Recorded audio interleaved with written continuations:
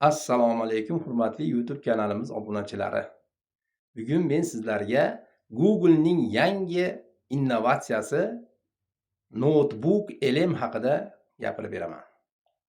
Notebook LM oddiy chatbot emas, balki bu siz yuklagan ma'lumotlar asosida sizga ma'lumotlar tayyorlab beradigan chatbot hisoblanadi.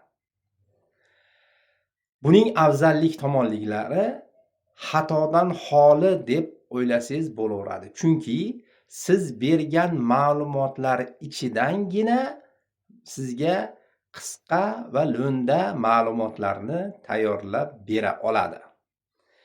Katta shartnoma, katta standart, katta bir matnlarni o'qib chiqish uchun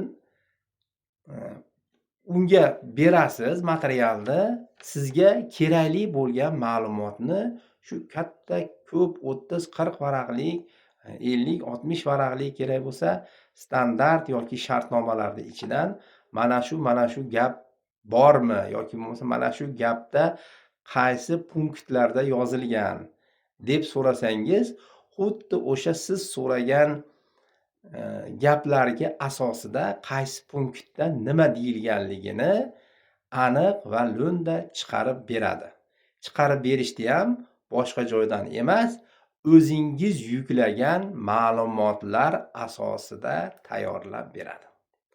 Bu chatbot Notebook LM'ning eng afzalli tomonligi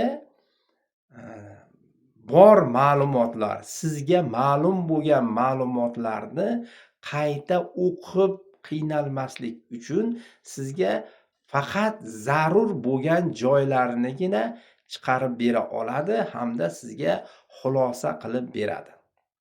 Misol uchun, biron bir mehnat shartnomasida qaysi talablar bormi yoki u talablarda qanday aytilgan deb so'rasangiz, u sizga 30-40 varaqlik mehnat shartnomasida bo'lgan matnlarning ichidan tanlab sizga nechinchi punktida, nechinchi bobida qaysi so'zlar aytilganligini chiqarib tayyorlab beradi. Bu chatbotdan foydalanish uchun o'quvchilar vazifalarni tayyorlashga, o'qituvchilar vazifalarni qabul qilib, o'zlariga konspekt tayyorlashda foydalansa bo'ladi.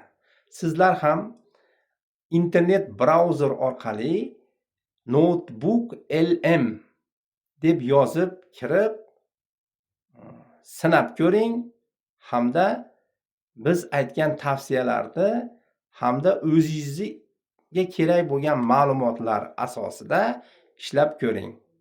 Bu yangilikni zudlik bilan yetkazish maqsadida sizlarga ma'lumot uchun qisqacha ma'lumot berdim. E'tiboringlar uchun rahmat. Agar ma'lumotim yoqqan bo'lsa, YouTube kanalimizga like bosib yoki bo'lmasa obuna bo'lib qolishingizni iltimos qilardik. Sog' bo'linglar, salomat bo'linglar.